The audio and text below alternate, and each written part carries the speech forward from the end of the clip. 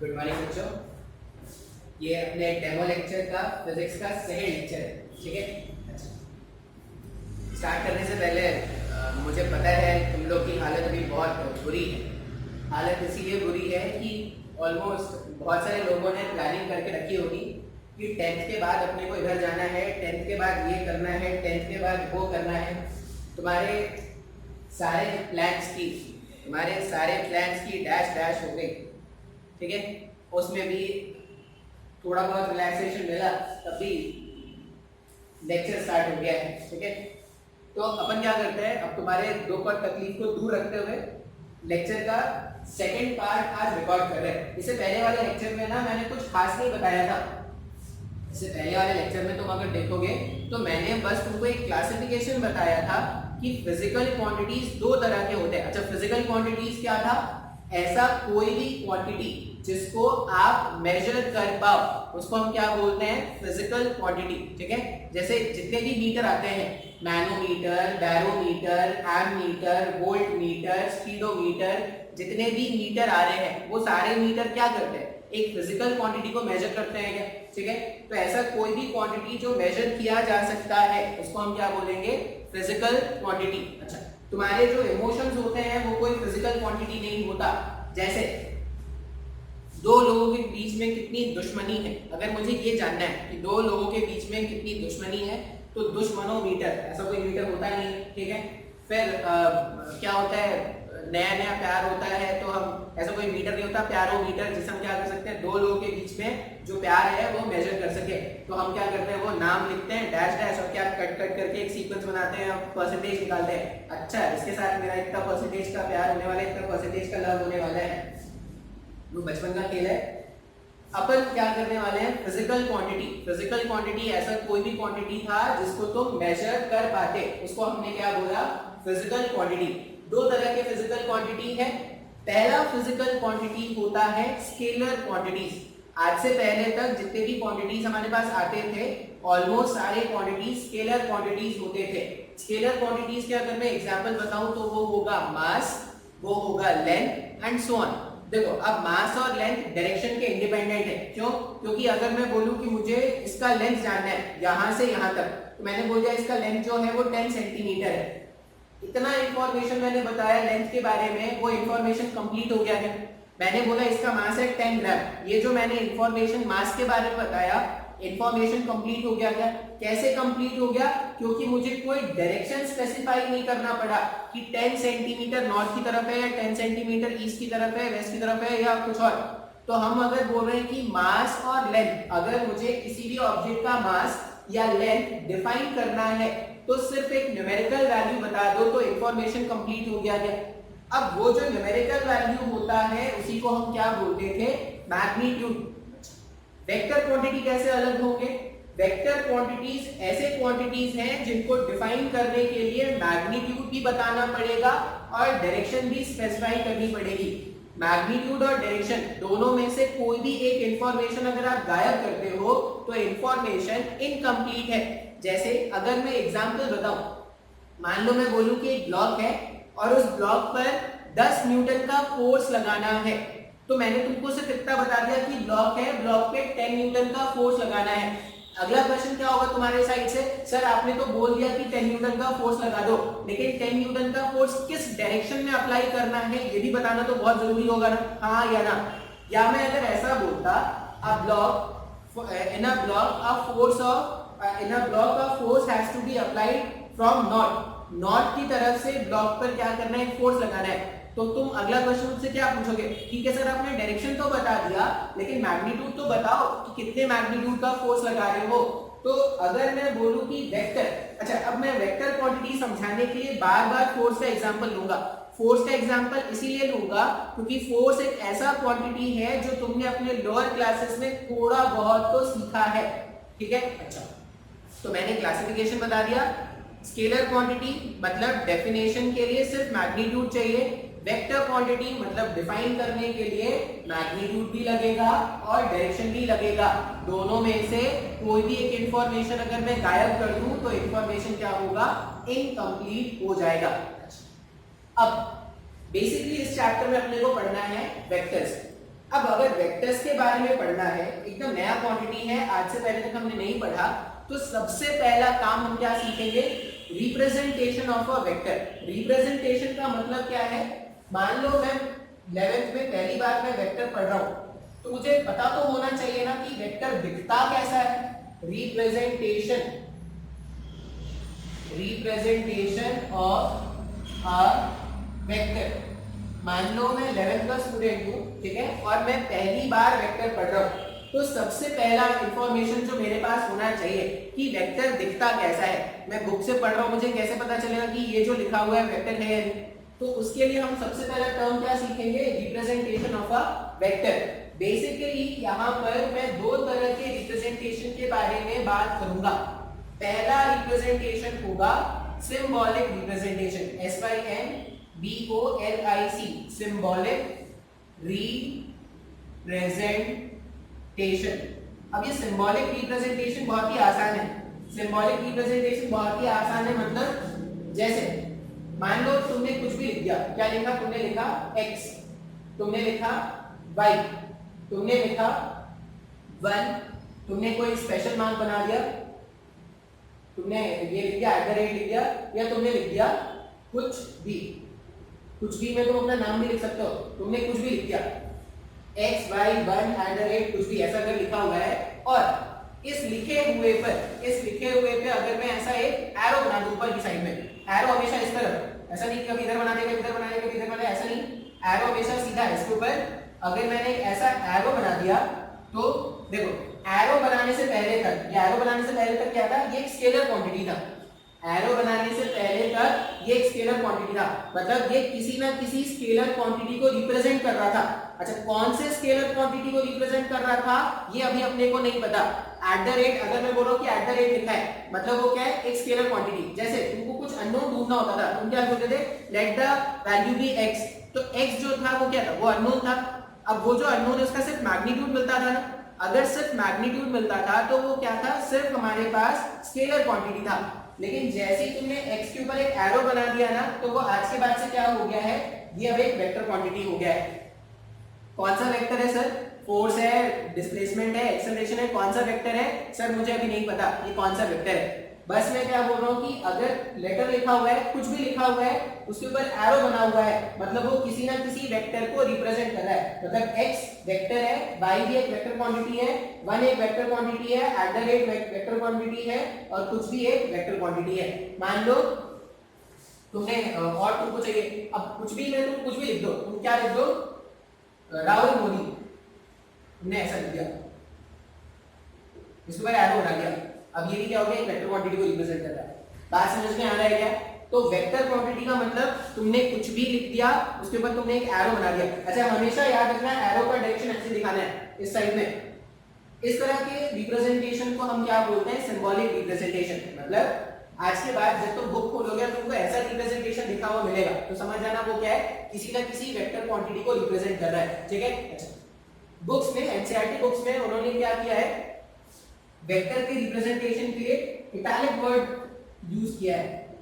मतलब कुछ भी अगर इटैलिक में लिखा हुआ है ना, तो वो क्या है, वेक्टर है, और कुछ भी अगर नॉर्मली लिखा हुआ है तो वो क्या है, स्केलर क्वांटिटी। अगर आप एनसीईआरटी बुक देखोगे, बहुत सारे बुक्स अगर देखोगे, तो वो क्या करते हैं, इटैलिक यूज करते हैं वेक्टर रिप्रेजेंटेशन के लिए, और अगर नॉर्मल वो रिटन होता है तो वो क्या होता है, वो एक स्केलर क्वांटिटी होता है।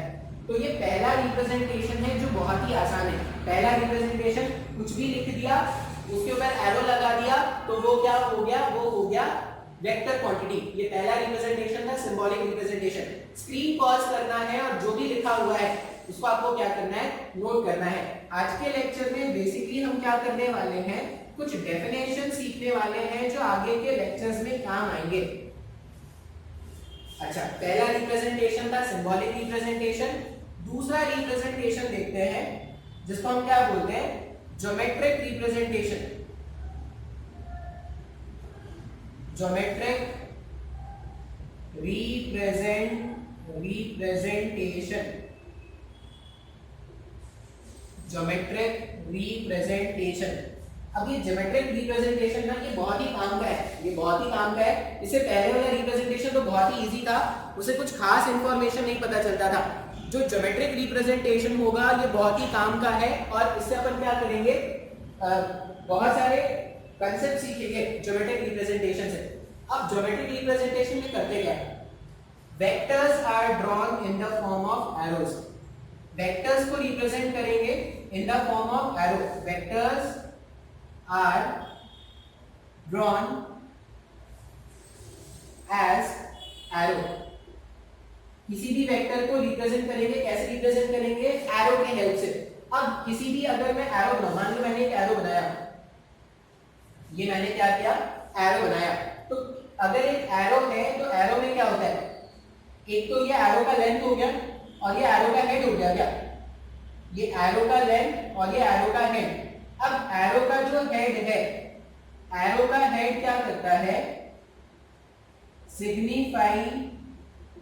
Signifies direction. जिस डायरेक्शन में भी या जिस तरफ भी एरो का हेड होगा वो क्या कर रहा है, वेक्टर के डायरेक्शन को रिप्रेजेंट कर रहा है। जिस तरफ भी एरो का हेड है, एरो का हेड क्या कर रहा है, वेक्टर के डायरेक्शन को रिप्रेजेंट कर रहा है। और ये जो एरो का लेंथ है, एरो का लेंथ है वो क्या करेगा, वेक्टर के मैग्नीट्यूड को रिप्रेजेंट करेगा, वेक्टर के मैग्नीट्यूड को रिप्रेजेंट करेगा। एरो में क्या होता है, दो चीज अपने को एरो में याद रखना है, एक तो एरो का लेंथ और एक एरो का डायरेक्शन। जिस तरफ भी एरो का हेड डायरेक्टेड है वो वेक्टर का डायरेक्शन है, और एरो का लेंथ जितना ज्यादा होगा उतना ज्यादा वेक्टर का मैग्नीट्यूड होगा। तो ये मेरे पास ज्योमेट्रिक रिप्रेजेंटेशन है। अभी ये तुमको शायद लग रहा होगा तो बहुत ही अजीब सा है, लेकिन इसको एक एग्जांपल से समझेंगे ना तो शायद थोड़ा बहुत क्लियर हो जाए। देखो स्टार्टिंग में ना वेक्टर ऐसा लगेगा कि क्या पढ़ रहे हैं भाई, ऐसा कुछ होता भी है क्या पढ़ रहे हैं, बेकार की चीज पढ़ रहे हैं। लेकिन ये याद रखना, एक बार अगर तुमको वेक्टर अच्छे से आ गया ना, तुमको अगर वेक्टर अच्छे से आ गया तो तुमको मैकेनिक्स अच्छे से आ जाएगा, और तुमको अगर मैकेनिक्स अच्छे से आ गया तो तुम्हारा फिजिक्स अच्छा हो जाएगा। तो मैकेनिक्स अगर अच्छा बनाना है, ये वेक्टर कोई चैप्टर नहीं है और वेक्टर से क्वेश्चन एग्जाम में बहुत कम आते हैं, ना कि बराबर क्वेश्चन आएंगे, लेकिन बिना वेक्टर के नॉलेज के तुम आगे फिजिक्स सीख ही नहीं पाओगे। क्यों? क्योंकि वेक्टर, अगर तुमको वेक्टर आता है तो तुमको मैकेनिक्स आता है, अगर तुमको मैकेनिक्स आएगा तो तुमको पूरा का पूरा फिजिक्स समझ में आएगा। बात समझ में आ रहा है? मैंने तुमको पहले भी बताया था, फिजिक्स एक ऐसा सब्जेक्ट है जिसमें आपका विजुअलाइजेशन आपको डेवलप करना है। आपकी जो सोचने की कैपेसिटी है ना, जो आज से पहले तक ये दिमाग, ये जो दिमाग है ये बहुत ही खतरनाक आइटम है, ये पता है, ये एक दिन में इसमें नहीं तो लाखों करोड़ों न्यूरॉन्स हैं, और एक न्यूरॉन की कैपेसिटी है कि वो 10 जीबी तक का डेटा स्टोर करके रख सकता है। मतलब हमारे दिमाग में जो न्यूरॉन्स है उसमें एक न्यूरॉन की कैपेसिटी है कि वो 10 जीबी का डेटा स्टोर करके रख सकता है, और ऐसे हमारे दिमाग में लाखों करोड़ों न्यूरॉन्स हैं। बात समझ में आ रहा है? तो तुम समझ लो भाई तुम्हारे दिमाग की कैपेसिटी कितनी है। बस ये है कि अपने दिमाग को चलाना है। अब दिमाग को चलाने के ऐसा नहीं कि ठोकना स्टार्ट कर देंगे, ठोकेंगे तो दिमाग चलेगा, नहीं। दिमाग चलाने के लिए सोचना स्टार्ट करना पड़ेगा। सोचने के लिए तुमको क्या करना है, दिमाग लगाना है भाई। ऐसा नहीं कि हाँ टीचर ने बता दिया ऐसा होता है तो करना है। मैंने क्वेश्चन सॉल्व किया, मान लो मैंने क्वेश्चन एक्स तरीके से सॉल्व किया, तुम क्वेश्चन में सोचो कि कोई वाई तरीका भी हो सकता है क्या क्वेश्चन को सॉल्व करने का। स्टार्टिंग में जब तुम ऐसा करोगे ना, तुमको लगेगा कि टाइम वेस्ट क्यों कर रहे हैं यार, इससे अच्छा जो जैसा सर ने बताया 10 क्वेश्चन वैसे ही सॉल्व कर लेते हैं। नहीं, स्टार्टिंग में टाइम लगता है, लगने दो। तुम अगर स्टार्टिंग में मेहनत कर लोगे ना, अपने दिमाग को एक्टिवेट कर लोगे, तो क्या होगा, तुम्हारा बाद का जो फिजिक्स में अप्रोच होगा वो बहुत ही आसान, ये बहुत ही सही हो जाएगा। मतलब तुम क्वेश्चंस को क्या करोगे, खुद के अप्रोच से सॉल्व कर लोगे। फिर से देखो, मैंने पहले भी तुमको बताया था फिजिक्स में कंसेप्ट बहुत लिमिटेड है, बहुत ही कम कंसेप्ट है। क्या इसको ज्यादा बनाता है, टफ क्या बनाता है, जो न्यूमेरिकल्स यहाँ पे आएंगे ना वो टफ होता है। ठीक है, तो न्यूमेरिकल्स बनाने के लिए आपका ये जो दिमाग है वो काम करना चाहिए। अगर ये काम नहीं कर रहा है तो इसको ब्रश अप करो। ब्रश अप करने के लिए क्या करना पड़ेगा, सोचना स्टार्ट करो। सोचने का मतलब ये नहीं है कि बैठ रहे हो कुछ और भी सोच रहे हैं, नहीं। फिजिक्स के बारे में सोचो कि अरे ऐसा ही क्यों किया, कुछ और क्यों नहीं किया। जब तक ये क्वेश्चन नहीं आएगा तुम्हारे दिमाग में, तब तक तुम फिजिक्स नहीं सीख पाओगे। अभी ये तो बहुत जल्दी ऐसा बताना, आगे देखेंगे अपन रिप्रेजेंटेशन ऑफ अ वेक्टर। ठीक है, इसमें सिंबॉलिक रिप्रेजेंटेशन बता दिया और ज्योमेट्रिक रिप्रेजेंटेशन बता दिया। इसका एक एग्जांपल समझते हैं। एग्जाम्पल के डायग्राम मेरे को चाहिए भी होगा। मान लो ये कार है, ठीक है, तुम अपने अपने हिसाब से कार बना सकते हो जो तुम्हारा कार है। अब कई लोग हमारा BMW कार है, ठीक है। मान लो ये व्हीकल 1 है, ये व्हीकल 2 है, ठीक है। एक और व्हीकल बनाते हैं, बहुत गाड़ियां हैं मेरे पास, जितनी मर्जी उतनी गाड़ियां बना सकते हो। शक्ल का बूम बूम गाड़ियां मेरे पास, ये मैजिक पेंसिल है, जितनी मर्जी करेगी उतनी गाड़ियां बनाऊंगा। ये बहुत ट्रेंडिंग है, शक्ल का बूम बूम। अभी देखो 1 2 और 3, मैंने 3 व्हीकल्स ऐसे बना रखे हैं। मान लो ये जो व्हीकल है ना, ये व्हीकल 1 ये 10 मीटर पर सेकेंड, 10 मीटर पर सेकेंड से ईस्ट के डायरेक्शन में, ये जो डायरेक्शन होता है वो ईस्ट होता है। नॉर्थ, अगर ये व्हाइट बोर्ड में सोचा जाए तो नॉर्थ ईस्ट साउथ वेस्ट ऐसा कुछ होता है क्या? तो 10 मीटर पर सेकेंड से पहला वाला व्हीकल जो है वो ईस्ट की तरफ जा रहा है, ठीक है। अच्छा, अभी यहाँ पे देखो, मैंने मैग्नीट्यूड भी बताया और मैं डायरेक्शन भी बता रहा हूँ क्या, मतलब मैं एक वेक्टर क्वांटिटी बता रहा हूँ ना। मैं कौन सा क्वांटिटी बता रहा हूँ, मैं इसका वेलोसिटी बता रहा हूँ। वेलोसिटी एक वेक्टर क्वांटिटी होता है। अच्छा, जो सेकंड कार है वो क्या कर रहा है, वो 20 मीटर पर सेकंड से आगे जा रहा है। ये जो एरो है वो आगे जाने के लिए, अभी ये कोई वेक्टर रिप्रेजेंटेशन नहीं है यहाँ पे, ये 20 मीटर पर सेकंड से आगे जा रहा है। और ये किधर भाग रहा है, ये ईस्ट की तरफ भाग रहा है। बात समझ में आ रहा है? जो तीसरा व्हीकल है वो इधर भाग रहा है और कितने स्पीड से, मान लो 10 मीटर पर सेकंड से भाग रहा है टुवर्ड्स वेस्ट, ठीक है। मैंने क्या किया है, एक एग्जांपल लिया, एग्जांपल में मैंने क्या किया है, 3 व्हीकल्स बनाए हैं मैंने, व्हीकल 1 व्हीकल 2 व्हीकल 3, और मैंने तीनों के वेलोसिटी को स्पेसिफाई कर दिया। अच्छा, अभी मैं लिख रहा हूं v1 वेक्टर। v1 वेक्टर का मतलब velocity of first vehicle, v1 vector. v1 vector का मतलब हो गया velocity of first vehicle. v1 vector एक तो रिप्रेजेंटेशन ये हो सकता है, अगर मुझे इसका, ये सिंबॉलिक रिप्रेजेंटेशन हो गया। अगर मुझे इसका ज्योमेट्रिकल रिप्रेजेंटेशन करना है तो ज्योमेट्रिकल रिप्रेजेंटेशन में क्या करेंगे, एक एरो बना लेंगे। अब बोलोगे सर एरो का लेंथ कितना रखोगे आप, तो एरो का लेंथ आप कुछ भी मान लो, आप कुछ भी मान लो, एक कन्वीनियंट लेंथ आप मान लो, और ऐसा मान लो कि आज के बाद से ये जो लेंथ है वो क्या है, 10 को रिप्रेजेंट कर रहा है, ठीक है। वो कुछ भी हो सकता है, तुम इतना भी मान सकते हो, तुम इतना भी मान सकते हो, तुम कितना ही मान सकते हो, लेकिन तुमको क्या करना है, अगर तुमने इतने को 10 माना है, इतने को 10 माना, इसका मतलब इसका आधा 5 होना चाहिए और इसका जो डबल होगा वो क्या होना चाहिए, 20 होना चाहिए। बात समझ में आ रहा है? तुम एरो का लेंथ अपने कन्वीनियंस के हिसाब से कुछ भी बना सकते हो। ऐसा नहीं कि कोई स्केल बनाएंगे कि ऐसा वो 10 सेंटीमीटर का लेंगे, 10 मिलीमीटर लेंगे एंड सो ऑन, ऐसा कुछ नहीं। तुम एक कोई भी स्पेसिफिक लेंथ का एरो बना दो और ऐसा मान लो कि आज के बाद से मेरे लिए ये क्या कर रहा है, 10 रिप्रेजेंट करा रहा है। तो v1 अगर मैं बात करूं, अभी देखो v1 जो है एरो का लेंथ जो है, ऐसा मान लिया मैंने कि इतना जो लेंथ है वो 10 को रिप्रेजेंट कर रहा है, और एरो का हेड किस तरफ पॉइंट कर रहा है, ईस्ट की डायरेक्शन में पॉइंट कर रहा है। तो ये मेरे पास v1 वेक्टर का रिप्रेजेंटेशन हो गया। ये जो वेक्टर है वो कौन सा वेक्टर है, v1 वेक्टर। बात समझ में आया क्या? उसी तरह से v2 वेक्टर मुझे रिप्रेजेंट करना है। अब अगर मुझे v2 वेक्टर रिप्रेजेंट करना है तो v2 वेक्टर के लिए अपन क्या करेंगे, अगर इतना लेंथ 10 के अप्रोक्सीमेट इक्वल था, अगर मैंने इतने लेंथ को 10 माना है, तो इसका जो डबल लेंथ होगा, वो क्या हो जाएगा, वो 20 के रिप्रेजेंट करना स्टार्ट करेगा क्या। तो ये मेरे पास v2 वेक्टर है जिसका मैग्नीट्यूड क्या हो गया, इसके डबल हो गया, इसके डबल इसका मैग्नीट्यूड है, मतलब ये क्या कर रहा है, ये 20 को रिप्रेजेंट कर रहा है और अभी भी इसका डायरेक्शन ईस्ट की तरफ है। तो एरो का अपन ने किधर बनाया, एरो का अपन ने ईस्ट की डायरेक्शन बनाया। बात समझ में आ रहा है? मान लो मैं थर्ड व्हीकल के बारे में बात करूं तो थर्ड व्हीकल जो है उसका वेलोसिटी क्या है, v3 वेक्टर है। मुझे इसका ज्योमेट्रिकल रिप्रेजेंटेशन बनाना है। अब मैग्नीट्यूड तो जितना इसका लेंथ रखा था उतना इसका भी लेंथ रखेंगे, ये मैग्नीट्यूड हो गया। एरो का हेड किधर बनाएंगे, इधर बनाएंगे क्या एरो का हेड, नहीं, जिस तरफ भी वेलोसिटी वेक्टर होगा या जिस तरफ भी वेक्टर का डायरेक्शन है उस तरफ अपने को एरो बनाना है क्या। तो इस बार पार्टिकुलर में इधर चल रहा है तो एरो का हेड क्या होगा, इस तरफ होगा। तो ये मेरे पास क्या हो गया, v3 वेक्टर। अभी देखो जब मैं यहाँ पे लिख रहा हूँ ना, तो यहाँ पे ये जो एरो है वो हमेशा इस डायरेक्शन में, ये एरो और ये एरो तो अलग अलग है।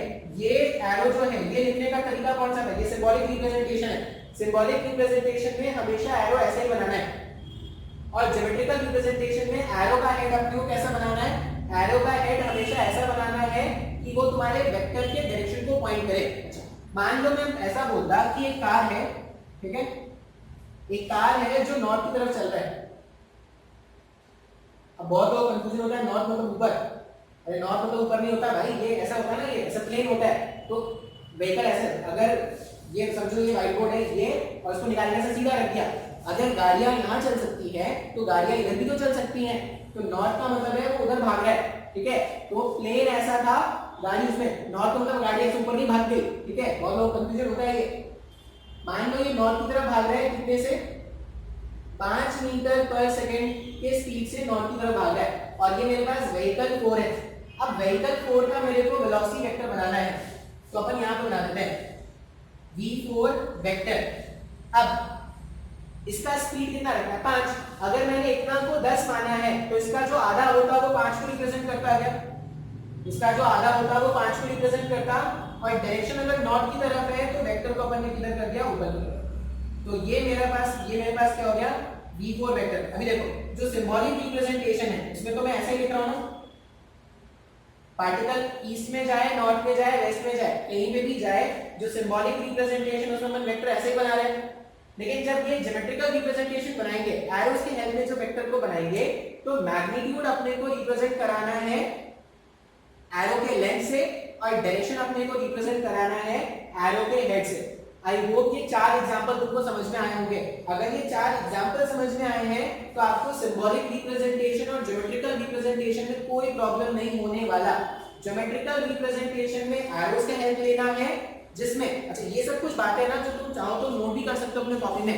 ज्योमेट्रिकल रिप्रेजेंटेशन में अपने को क्या याद रखना है कि ज्योमेट्रिकल रिप्रेजेंटेशन में वेक्टर्स को एरोस के फॉर्म में बनाते हैं। अगर चाहो तो लिख सकते हो ये, ज्योमेट्रिकल रिप्रेजेंटेशन में वेक्टर्स को एरोस के हेल्प में बनाते हैं, एरोस के हेल्प से बनाते हैं, जहां पर एरो का लेंथ वेक्टर के मैग्नीट्यूड को रिप्रेजेंट करता है, और एरो का लेंथ वेक्टर के मैग्नीट्यूड को रिप्रेजेंट करता है, और एरो का हेड वेक्टर के डायरेक्शन को सिग्निफाई करता है। सिंबॉलिक रिप्रेजेंटेशन बहुत ही आसान है। सिंबॉलिक रिप्रेजेंटेशन में कुछ भी नाम लिख लो, कुछ भी लेटर लिख लो, उसके ऊपर अगर एक एरो का साइन बना दोगे तो आज के बाद से वो एक वेक्टर को रिप्रेजेंट करना स्टार्ट कर देगा क्या।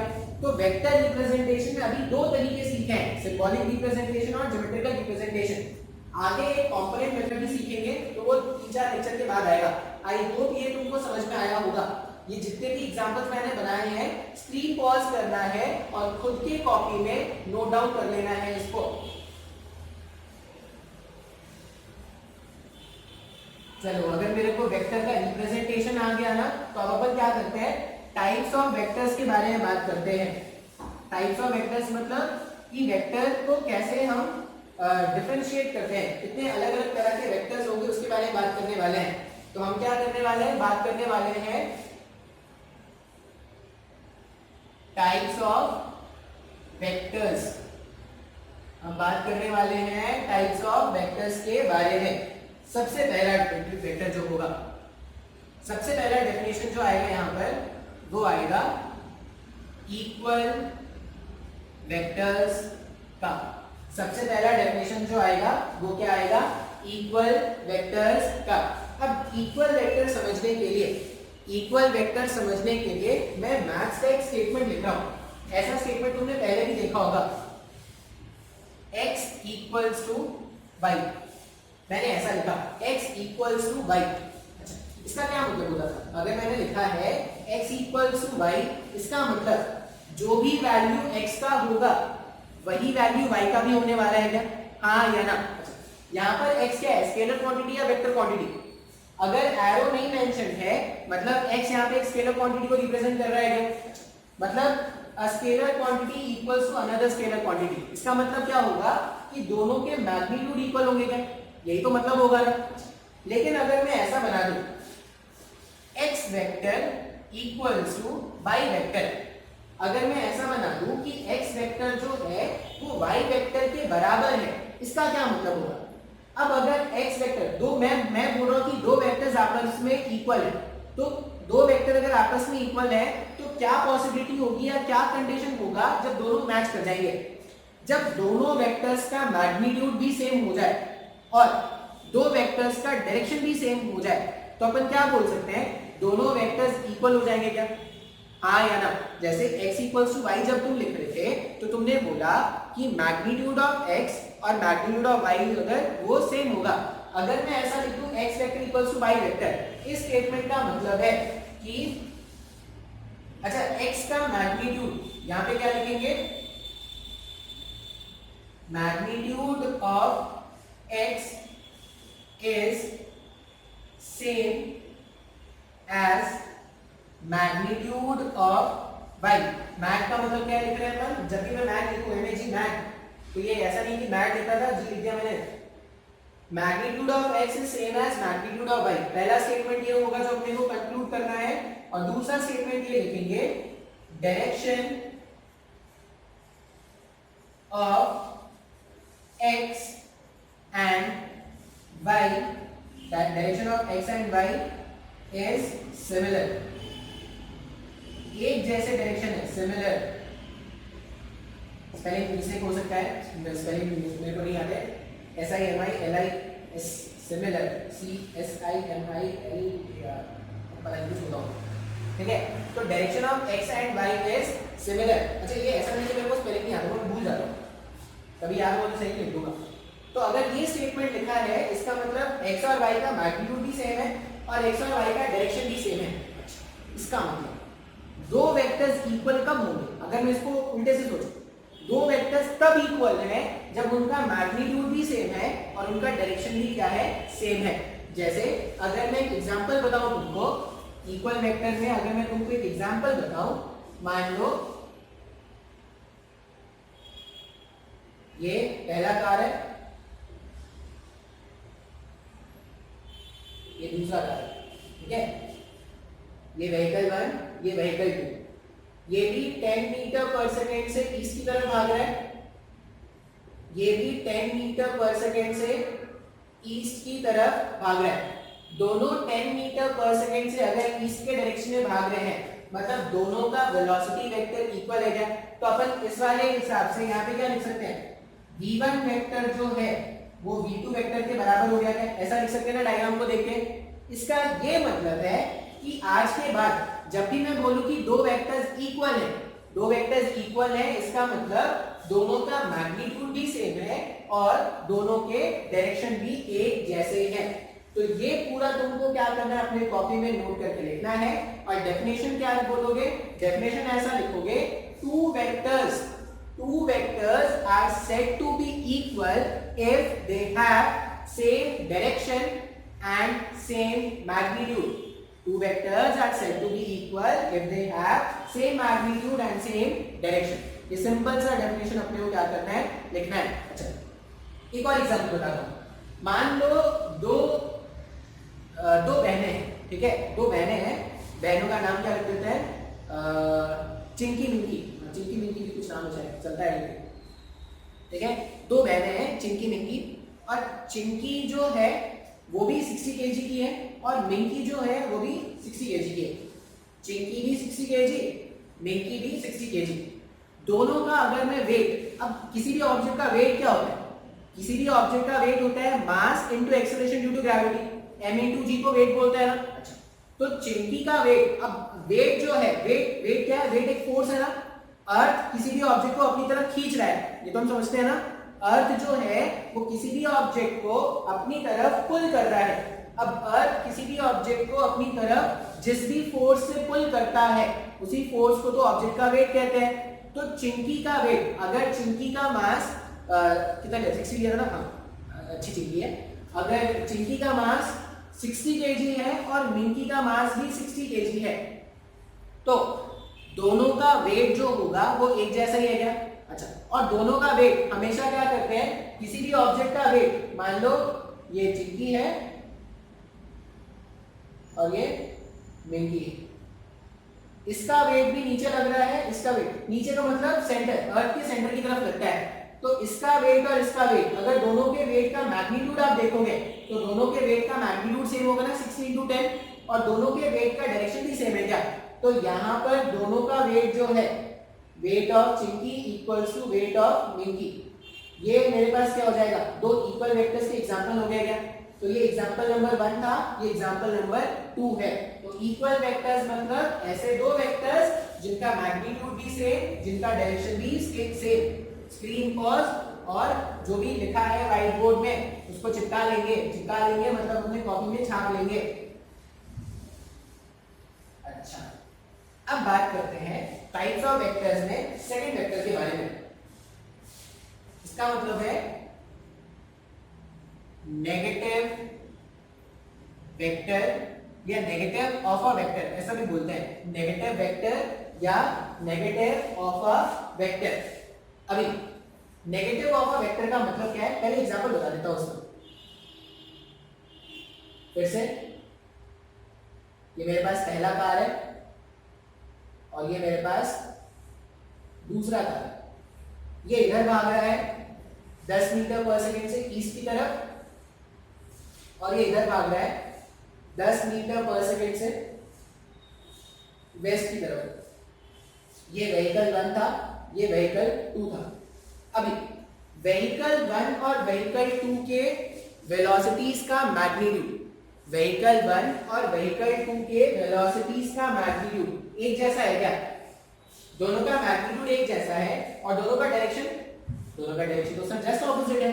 अगर दोनों का डायरेक्शन जस्ट ऑपोजिट है, इसका मतलब एक दूसरे के जस्ट ऑपोजिट डायरेक्शन वाले वेक्टर्स को, मतलब ऐसा अपन बोलते हैं कि ऐसे दो वेक्टर्स जिनका मैग्नीट्यूड सेम है, लेकिन डायरेक्शन जस्ट ऑपोजिट है, उन वेक्टर्स को अपन क्या बोलते हैं, नेगेटिव वेक्टर्स। ठीक है, तो vectors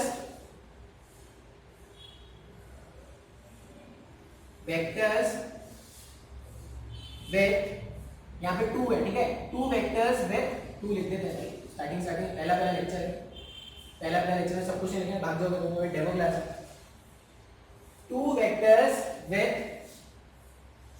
same magnitude, 2 vectors with same magnitude and opposite, 2 vectors with same magnitude and opposite direction are negative vectors of each other,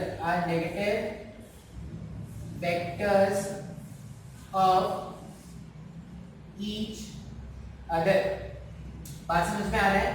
2 vectors with same magnitude and opposite directions are negative vectors of each other, ऐसा ही बोल सकते। जैसे क्या बोलेंगे, देखो v1 vector equals to v2 vector, ऐसा लिख सकते हैं क्या? अभी नहीं, अगर ऐसा लिख दोगे तो मैग्नीट्यूड डायरेक्शन दोनों सेम लग गया ना, तो अपन क्या करेंगे ना, माइनस लगा देंगे। माइनस तुमको मर्जी यहाँ पे लगा दो, माइनस मर्जी यहाँ पे लगा दो, मान लो मैंने यहाँ पे लगा दिया।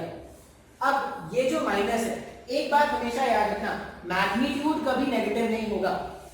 एक बात हमेशा याद रखना, मैग्नीट्यूड कभी नेगेटिव नहीं होता। ये भाई नोट करने वाली बात है। अपन क्या बोल रहे हैं, magnitude can never be negative. तुमने सुना है क्या कि एक लड़की है जिसका मास है -50 kg, सुना है क्या ऐसा? नहीं। तो magnitude can never be negative, magnitude कभी नेगेटिव नहीं हो सकता। अगर मैग्नीट्यूड कभी नेगेटिव नहीं हो सकता तो ये माइनस किसके लिए है, ये माइनस डायरेक्शन के लिए है।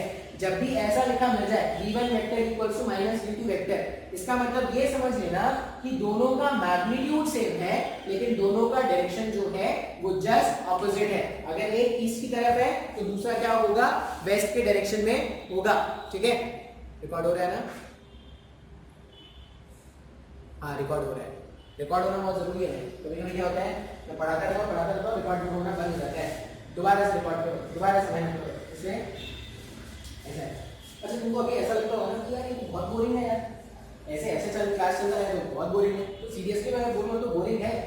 ठीक है, ये ऑनलाइन क्लासेस अगर तुम सोचोगे तो बहुत ज़्यादा बोरिंग है, क्योंकि लाइव क्लासेस में क्या होता है, हमारे पास तुम होते हो, हमारे पास तुम होते हो, हम तुम्हारा मजाक उड़ा लेते हैं तो अच्छा लगता है हमें, तुम्हें भी अच्छा लगता है। लेकिन अभी कोई दिख है नहीं। अब यहाँ पे कौन है, मैं हूँ, मेरा फोन है, दो पंखे चल रहे हैं, कुछ बेंच रखे हुए, बस इतना ही है। अब बच्चों को मजाक उड़ाओ क्या, बच्चों को मजाक उड़ाऊंगा, उल्टा बुरा मान लेंगे, उल्टे आगे लोग मारेंगे।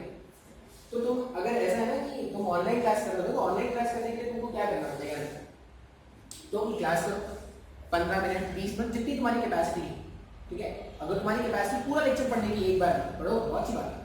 लेकिन तुमको लगता है कि यार मेरी कैपेसिटी नहीं है भाई, तो बहुत बोरिंग है यार, ये तो नहीं पढ़ पाऊंगा इतना मैं तो तुम क्या करो, तुम अपनी कैपेसिटी देखो। अब बोलो कि सर मेरी कैपेसिटी तो 1 मिनट है, सर मेरी कैपेसिटी 1 सेकंड है, तो भाई 1 सेकंड है कैपेसिटी है, तब तो फिर कुछ नहीं हो पाएगा। मान लो तुम्हारी कैपेसिटी है, एक एवरेज स्टूडेंट की मान लेते कैपेसिटी 15 मिनट है, 20 मिनट है, 15 मिनट मान लेते, वो अच्छे स्टूडेंट हो मान लेते 15 मिनट।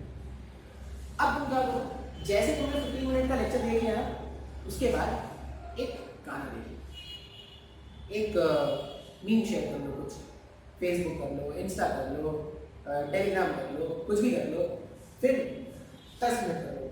लेकिन हाँ ऐसा नहीं कि भाई करने बैठे तो पूरा दुनिया जान एक कर दिया और वहीं पर रुके रहे, नहीं, 5 मिनट 10 मिनट, ठीक है, 10 मिनट करो, फिर 10 मिनट वापस आओ, फिर आगे लेक्चर करो, फिर 15 मिनट ऐसे करो, फिर 10 मिनट का ब्रेक करो, फिर एंड सो। इस तरह से पढ़ोगे तुम खुद बोर नहीं होगे, तुम खुद बोर नहीं होगे, क्योंकि देखो मैं अगर सीरियसली बोलूँ ना, तो पढ़ाना इतना मुश्किल नहीं है भाई, पढ़ाना मुश्किल नहीं है, पढ़ाना तो मैं फुल फ्लो में पढ़ा सकता हूँ, पढ़ना मुश्किल है, कंसंट्रेट करना मुश्किल है। तो कंसंट्रेट करना अगर मुश्किल है तो क्या करेंगे, पढ़ा एंटरटेनमेंट, पढ़ा एंटरटेनमेंट, पढ़ा एंटरटेनमेंट, इस तरह से पढ़ोगे तो अच्छा भी लगेगा और इफेक्टिव भी होगा, ठीक है। तो नेगेटिव वेक्टर्स में समझा रहा हूं तुमको, नेगेटिव वेक्टर समझा रहा था। अभी नेगेटिव वेक्टर का ये मतलब नहीं कि लाइफ में नेगेटिव हो जाएंगे, नेगेटिव वेक्टर का मतलब है ऐसे दो वेक्टर्स जिनका मैग्नीट्यूड सेम, ऐसे दो वेक्टर्स जिनका मैग्नीट्यूड सेम लेकिन डायरेक्शन, मेरे को नहीं लगता आगे रिकॉर्ड हो रहा है, ठीक है, चलो मैं इतना पॉज कर लेता हूँ, ठीक है।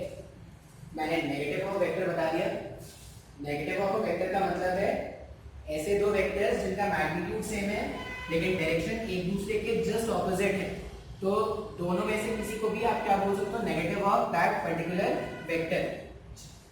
इसके बाद अपन बात करते हैं, मेरे पास इक्वल वेक्टर्स हमने समझा दिया, नेगेटिव ऑफ वेक्टर मैंने आपको समझा दिया। नेक्स्ट में हम बात करेंगे पैरेलल वेक्टर्स के बारे में, नेक्स्ट में हम बात करेंगे पैरेलल वेक्टर।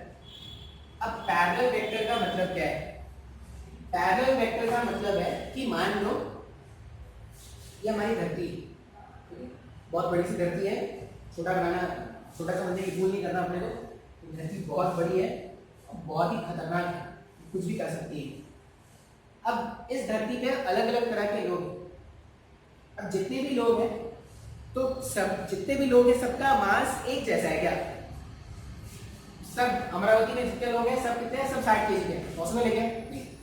अमरावती में कुछ होंगे जिनका मास 10 केजी होगा, कुछ 20 वाले होंगे, कुछ 25 वाले होंगे, कुछ 30 35 60 65 100 के पार में कुछ होंगे। बाहर दुनिया में चले जाएंगे तो 200 किलो 300 किलो, एक इंसान था पाकिस्तान में 400 किलो का था, तो बहुत अलग अलग तरह के मासेस हैं। अब सारे के सारे जितने भी इंसान हैं वो सारे के सारे क्या है, अर्थ के सरफेस पे खड़े हैं।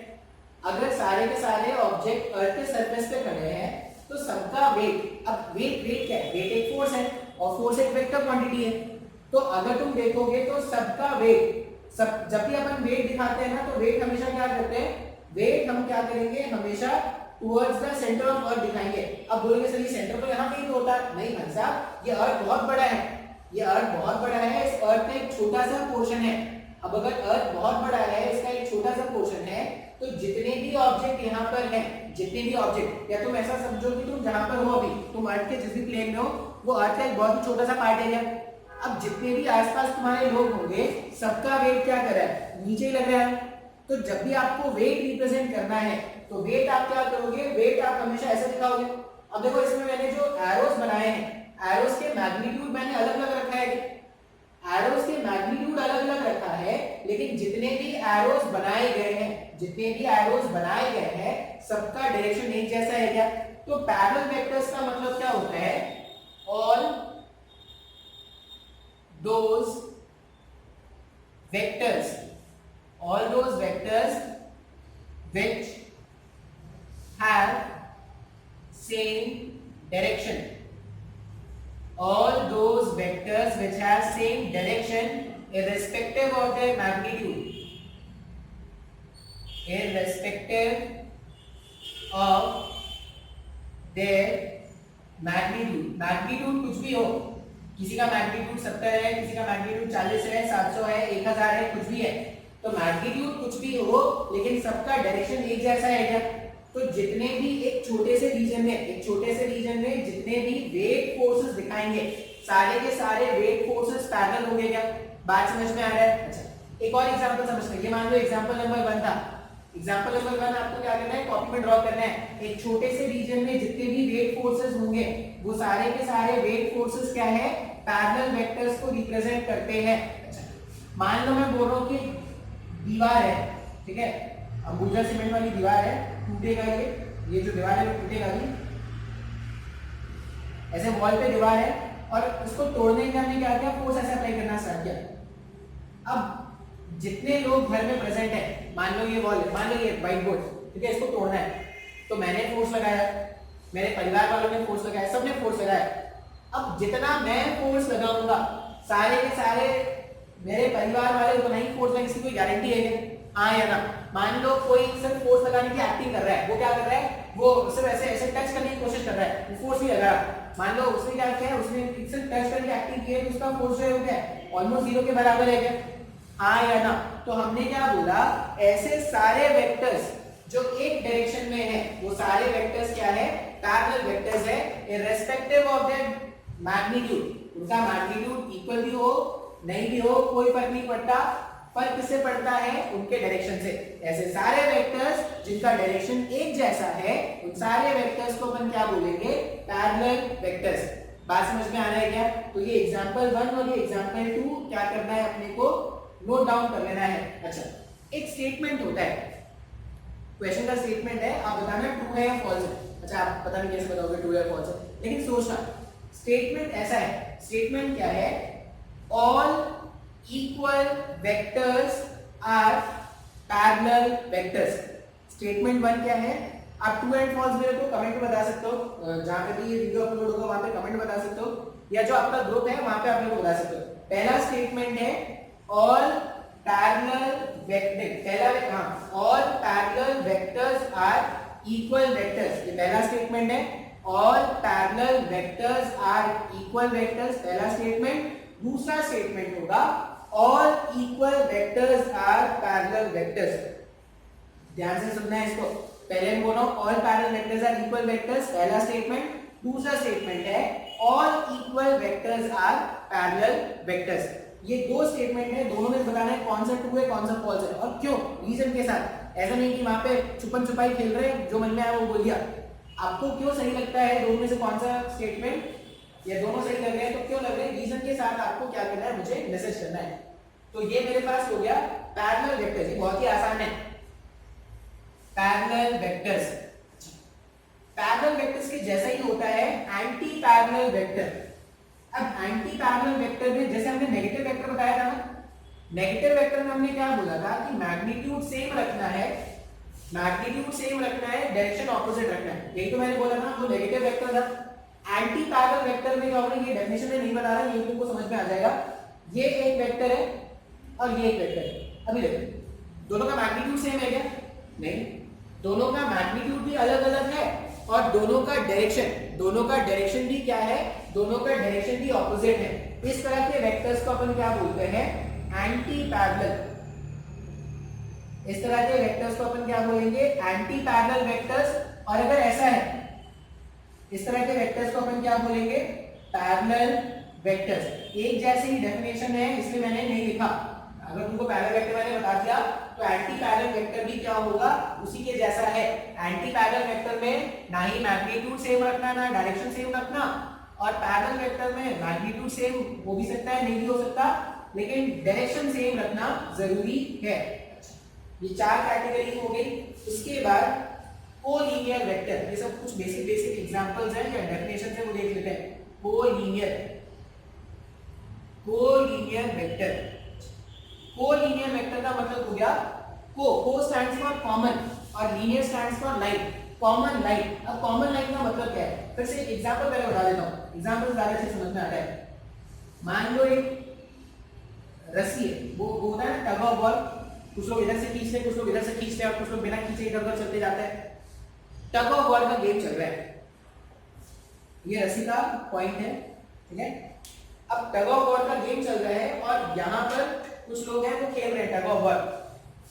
अब यहाँ वाले लोग जो होते हैं वो उसको क्या करते हैं, खींचते हैं इधर, तो एक फोर्स इस तरफ है, दूसरा और ज्यादा फोर्स अप्लाई कर रहे हैं, तीसरा और ज्यादा अप्लाई कर रहे हैं, ठीक है।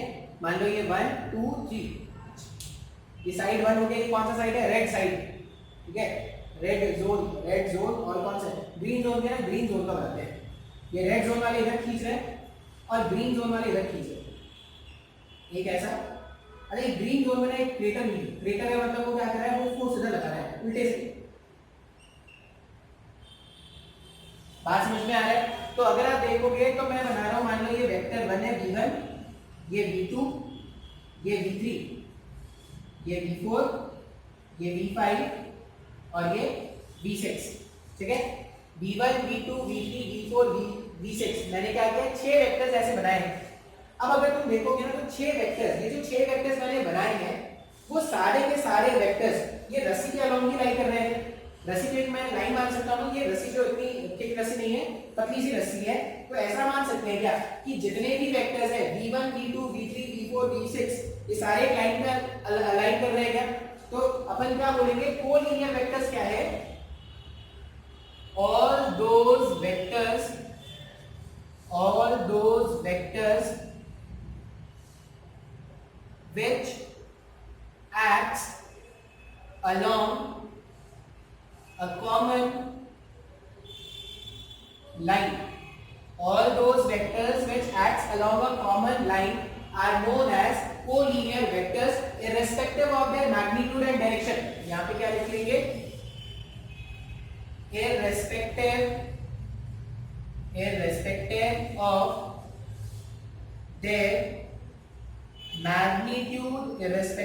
their magnitude, and direction. बात समझ में आ रहा है। जैसे v1 v2 v3 v4 v5 v6 इसमें अगर देखोगे तो सारे वेक्टर्स का मैग्नीट्यूड भी अलग अलग है और डायरेक्शन भी इनके अलग अलग है, मतलब सबके अलग अलग नहीं है लेकिन कुछ कुछ के डायरेक्शन ऑपोजिट भी है। तो ऐसे सारे वेक्टर्स जो कॉमन लाइन के अलोंग लाइन करेंगे उनको अपन क्या बोलेंगे, collinear vectors irrespective of their magnitude and direction. बात समझ में आ रहा है। बस किस, ये इधर भी एक्ट कर सकता है, इधर भी एक्ट कर सकता है, इधर भी एक्ट कर सकता है, किसी डायरेक्शन में एक्ट कर सकता है, बस लाइन के अलोंग एक्ट करना है। तो इस तरह के वेक्टर्स को अपन क्या बोलेंगे, कोलिनियर वेक्टर्स। जैसा कोलिनियर वेक्टर है, जैसा कोलिनियर वेक्टर है, कोलिनियर में अपन ने क्या बोला, जितने भी वेक्टर्स हैं वो सारे के सारे क्या कर रहे हैं, एक लाइन के अलोंग लाई कर रहे हैं क्या। उसी तरह कोप्लेनर वेक्टर्स भी होते हैं। जैसे कोलिनियर वेक्टर्स हैं उसी तरह कोप्लेनर वेक्टर्स भी होते हैं। अब कोप्लेनर मतलब क्या, कॉमन प्लेन। तो कॉमन प्लेन, अभी देखो ये व्हाइट बोर्ड एक प्लेन है क्या, व्हाइट बोर्ड एक प्लेन है। अगर व्हाइट बोर्ड एक प्लेन है, एक वेक्टर ऐसा बना दिया, एक वेक्टर ऐसा बना दिया, एक वेक्टर ऐसा बना दिया, मैंने 3 वेक्टर्स बना दिए। मान लो ये वेक्टर 1 है, ये वेक्टर 2 है और ये वेक्टर 3 है। मैंने वेक्टर 1 वेक्टर 2 वेक्टर 3 बना दिया। ये तीनों वेक्टर एक कॉमन प्लेन पे लाई कर रहे हैं क्या। तो ऐसे सारे वेक्टर्स जो कॉमन प्लेन पे लाई करते हैं उनको क्या बोलते हैं, coplanar. all those vectors which lies along a common plane, all those vectors which lies along a common plane are known as coplanar vectors. बात समझ में आ रहा है। तो कोलिनियर वेक्टर का मैंने आपको डेफिनेशन बता दिया, मैंने आपको कोप्लेनर वेक्टर का डेफिनेशन बता दिया। ये सब डेफिनेशन बहुत ही आसान है, ठीक है।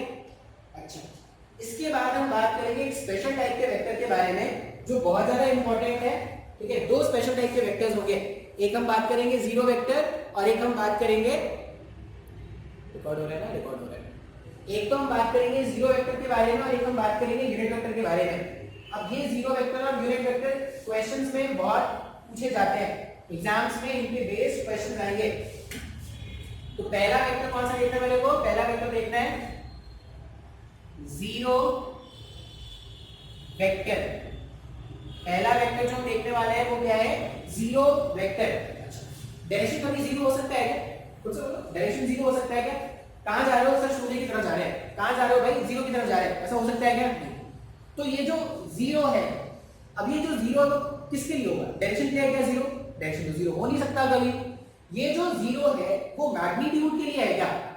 ये जो जीरो के बारे में हम यहाँ पे बात कर रहे हैं वो मैग्नीट्यूड के लिए है क्या? तो अपन क्या बोलेंगे? अ वेक्टर whose magnitude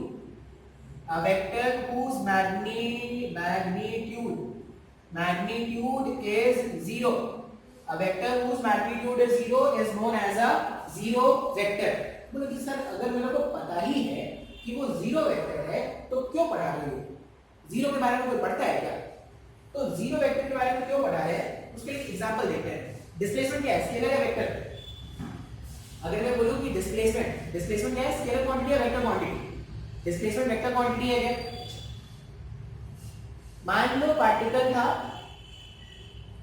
यहां से स्टार्ट करके वापस से यहीं पे आ गया, ठीक है? पार्टिकल था, ए पॉइंट से स्टार्ट करके वापस से घूम के ए पॉइंट पर ही आ गया।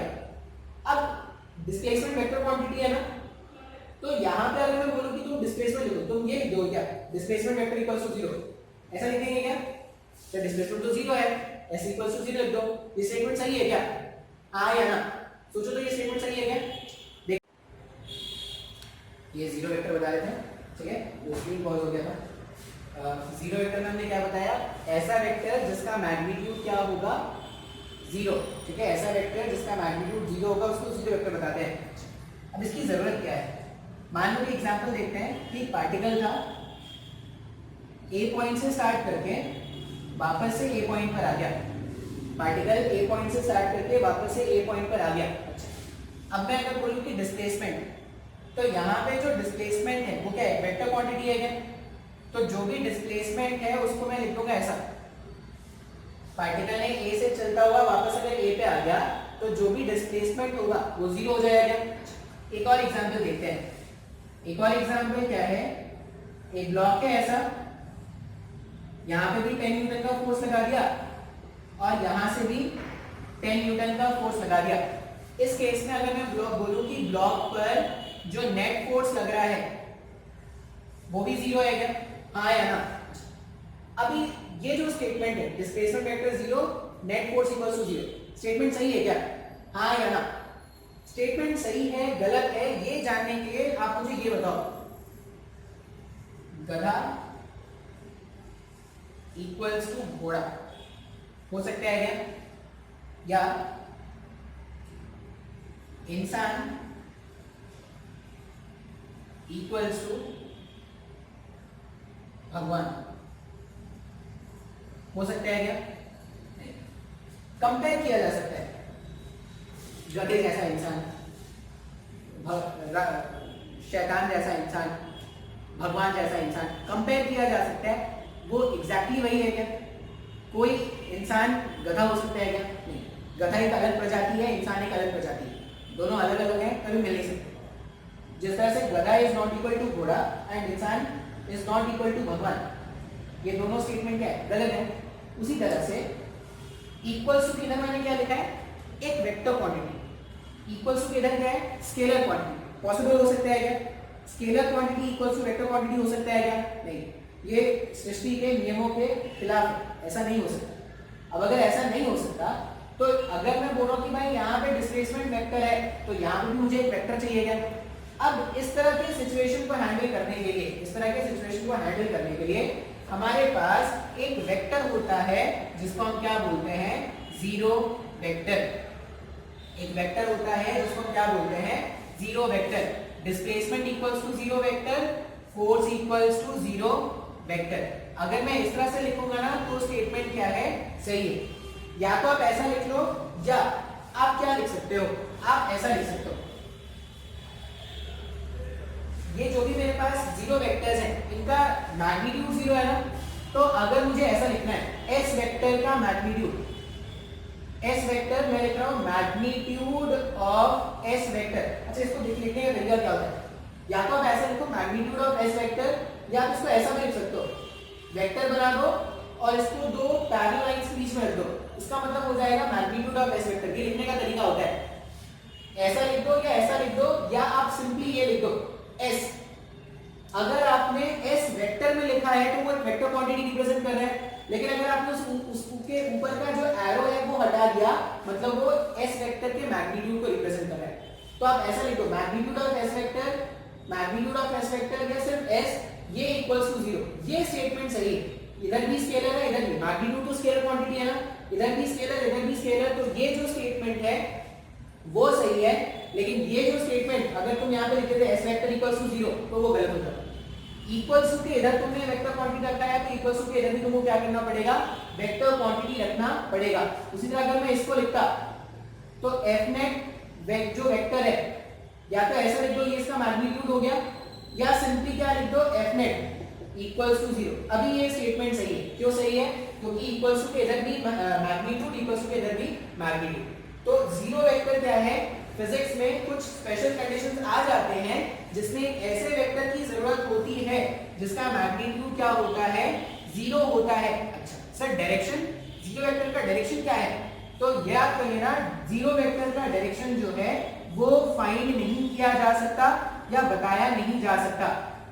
जीरो वेक्टर का जो डायरेक्शन है वो इनडिटरमिनेट है, उसको फाइंड नहीं किया जा सकता या बताया नहीं जा सकता।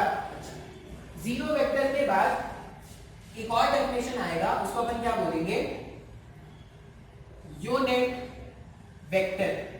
अब ये यूनिट का मतलब क्या होता है, यूनिट का मतलब होता है, जैसे मैं बोल रहा हूं कि मैंने एक स्टेटमेंट बोला we are working as a unit, we are working as a unit का मतलब क्या है कि हम एक होके काम कर रहे हैं। We are working as a unit का मतलब है हम एक होके काम कर रहे हैं। इसका मतलब ये जो यूनिट वर्ड है ये यूनिट वर्ड 1 के लिए है क्या, तो ऐसा vector, the vector whose magnitude, the vector whose magnitude is 1, ऐसा वेक्टर जिसका मैग्नीट्यूड 1 होता है उस वेक्टर को अपन क्या बोलते हैं, यूनिट वेक्टर कहते हैं। अभी के बस ये डेफिनेशन याद रख लो, और एक और बात याद रख लेना यहाँ पे, unit vectors are used to represent direction. Unit vectors are used to represent direction. ये दो बातें यूनिट वेक्टर के बारे में क्या करते हैं अभी के लिए याद रख लेते हैं। पहला बात कि यूनिट वेक्टर जो है वो ऐसा वेक्टर है जिसका मैग्नीट्यूड 1 है और जिसका काम क्या है, इसका काम है डायरेक्शन स्पेसिफाई करना। अब तुम्हारे मन में डाउट आएगा सर 0 पढ़ लिया, 1 पढ़ लिया, अब 2 भी पढ़ाओगे, 3 भी पढ़ाओगे, ऐसे ऐसे करके लाखों करोड़ वेक्टर पढ़ा दोगे, 20 लाख करोड़ इतने वेक्टर्स पढ़ाओगे क्या? नहीं, ये दो इंपॉर्टेंट वेक्टर्स थे, यूनिट वेक्टर और जीरो वेक्टर, इसलिए अलग से इनको नाम दिया गया। ठीक है, हमारे पास 20 लाख करोड़ नहीं, इतने वेक्टर्स नहीं है हमारे पास। ठीक है, चलो इतना ही रहने देते हैं, आज का लेक्चर इतना ही है। आपके पास आज का और कल का टाइम है, संडे का भी टाइम होगा, आप क्या कर सकते हो, लेक्चर को अच्छे से रिवाइज कर सकते हो। ठीक है, चलो इतना ही रहने देते हैं।